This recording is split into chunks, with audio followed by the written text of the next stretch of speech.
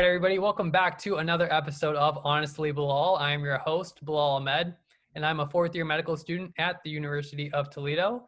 And this is my show where I sit down and talk with medical students who are interested in ophthalmology, residents training in ophthalmology, and with current ophthalmologists in the field today.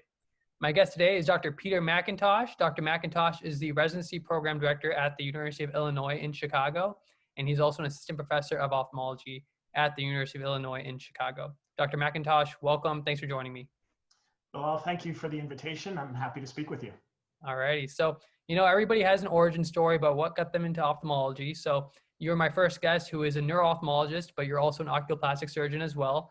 So what got you into ophthalmology and where did it start for you? For me, it was a very deliberate process. I came into medical school not really knowing what I was going to do, like many people. And it was really through trying out and rotating through all of the different subspecialties that I then decided that this is something I wanted to do. I decided I wanted something that was a little bit surgical and still a little bit clinical, but also that allowed me to be on the cutting edge of clinical science as well. So it was through that sort of deliberate process of evaluating this on my own that I came to this realization, and this has fit me very well. Awesome. So yeah, everybody has a little trial period where they find something and you found what works for you. So, happy to have you in the field and to share your wisdom with the rest of us. So, as program director at the University of Illinois in Chicago, a program that has a rich history of over 150 years, it continues to grow and change. So are there any exciting updates you would like to share with the audience or anything that you are personally, something that you think the applicants should know? Yeah, there's a few important changes. One just happened this week. We've finally transitioned to Epic. So certainly by the time anybody who's looking at this and thinking of coming to our institution actually comes to our institution, we'll be fully into Epic. So that will be our electronic medical record system. The other major change is a physical one. The building that we're in right now is about 60 years old, and we broke ground on a new building just across the street from us, actually, in August. So that should be coming online in the next 2 years or so. So those are probably the two biggest changes, and we're very excited about both of those. Great. Yeah, and then there's also the history of UIC has a big tie-in with global health. There's those partnerships with the program in Sao Paulo and then also in Japan. So I guess the global health aspects are a big touch to the program as well. Yeah, and those are not going anywhere. Of course, right now we're in a pandemic that doesn't really allow us to partake in those exchange programs right now. But historically, those have been available to our first and second year residents every single year. And most of them have gone on those. We also have other opportunities that can be explored sort of on if there's a personal interest in doing some additional international work that's available, but those are sort of the formal rotations, exchanges that we have.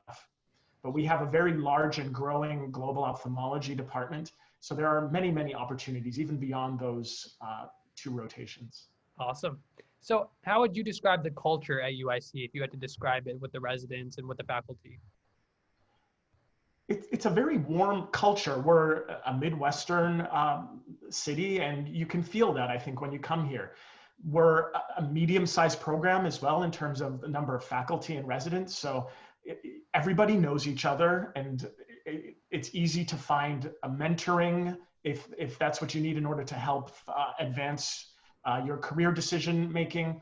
So I think from that point of view, it's easy to come here and feel a part of this community and then find the mentoring that you need. And I think that's a critical part. We actually have a formal mentoring program that we've established to really formalize that and allow residents to explore and really find what works best for them here.